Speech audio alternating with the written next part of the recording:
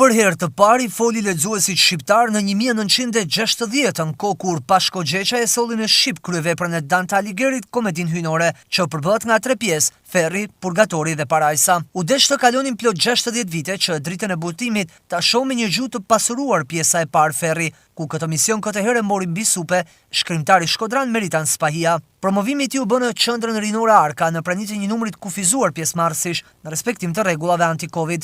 Shqiptarët janë taku vonë me Danten, siç kanë ndodhur shumë takime të vënuara në këtë vend, duke marrë parasysh se Dante është përkthy për herë të parë që në vitin 1415.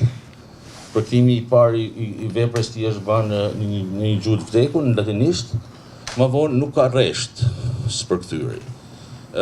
Rezulton i përkthym në 58 gjuhë të botës, në gjuhë të reja dhe në gjuhë të vjetra, dhe kam frikë se shqipja është në gjuhët e fundit. Ferri Dantes në shqipen e Meritanit nuk është vetëm përkthim e përshtatje dhe rrim me trevarqe, por është më shumë një komentim i pasur i poezisë danteske dhe i kohës, njerëzve, ngjarjeve dhe rrethanave nga të cilat u shkrua kjo vepër mallore, me një domethënie ndriçim të fuqishëm për botën mbar, nga ajo periudhë e errët e mesjetës që po kalonte Europa. Mendoj se është e domosdoshme një përkthim i hermoshershëm, nga përkthimi i fundit kanë kaluar më shumë se 60 vjet. Edhe për 60 vjet gjuha ndryshon. Edhe kemi një shqipe ndryshe, kemi një gegnishte ndryshe, edhe duhet marrë një ferë ndryshe, një komedi hyjnore ndryshe, një Dante që i flet lexuesit bashkohor shqiptar me gjuhën e sotshme, edhe me gegnishten e sotshme, sepse edhe gegnishte si shqipja, edhe shqipja si gjitha gjuhët e botës ndryshojnë. Të përkthesh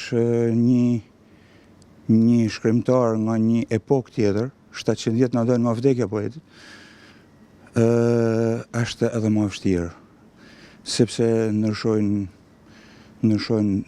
gjuhët, ndryshojnë botët.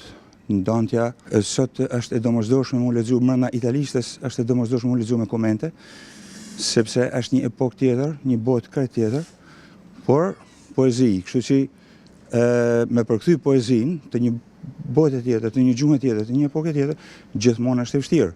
Por punën tonë e lehtësojnë sepse ka 700 vjet që i komentohet. Dante Alighieri konsiderohet si poeti suprem dhe babai i gjuhës italiane, dhe së bashku me Petrarkun dhe Boccaccion, ata janë 3 kurorat letërsisë italiane të mesjetës. Komedia hyjnore e tij konsiderohet si një poem nga më të rëndësishmet e letërsisë madhështore italiane. Ky përkthim i Spahis do të pasohet edhe me Purgatorin e Parajsën. Ferri Dantes, në përkthimin dhe komentet e gjata studimore, është një libër voluminoz me 904 faqe.